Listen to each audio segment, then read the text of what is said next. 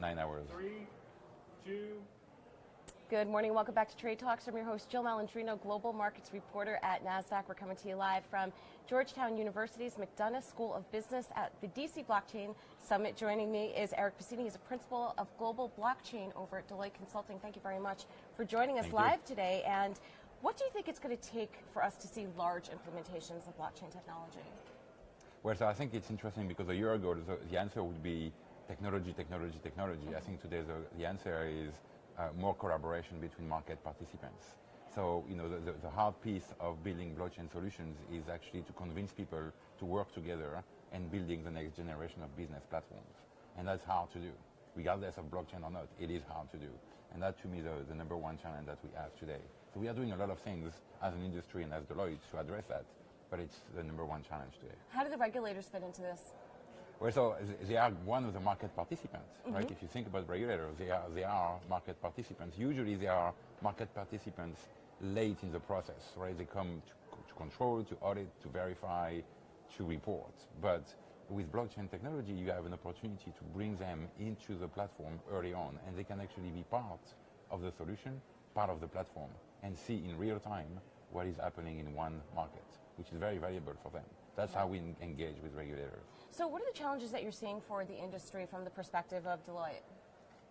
Oh my gosh, a lot of challenges. I think the number one we just talked about is how do you engage participants to work together? You know, how do you convince competitors to share information on the same platform? That's not an easy one. Right. So the consortium building is to me the number one challenge. The number two is probably the ability to attract talent. It's very hard to find the right people, very hard to get the right engineers to join any organization, not just Deloitte. We compete with all the other large organizations. So talent would be number two. I think number three is an interesting concept of, you know, everybody thinks about cryptocurrency when you think about blockchain. And so cryptocurrencies, they kind of run on their own. You don't have a 800 number to call when something goes wrong.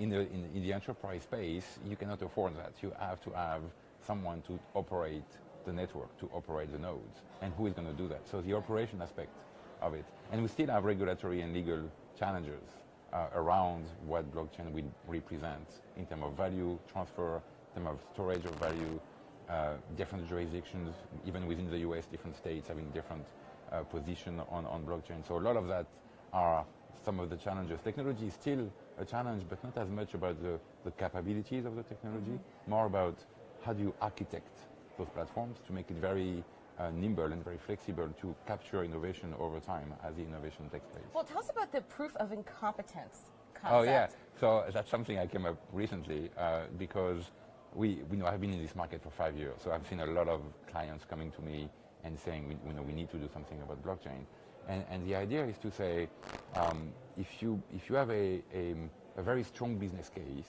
something that's really broken in your organization, or you have a tremendous opportunity to generate value, you have a strong business case. Will you have a good technology fit for blockchain to address that?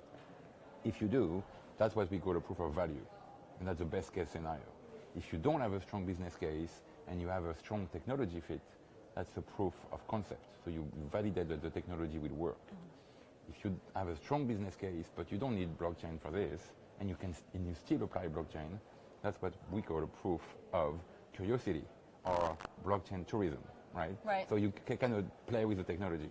And if you don't have a business case and you don't have a good technology fit, you have proof of incompetence. Right. Well, it's just like executing on any kind of platform to get it done right. Yeah, exactly. Well, thank you very much for joining us today at Georgetown, and thank you for joining me throughout the day. I'm Jill Malandrino, Global Markets Reporter.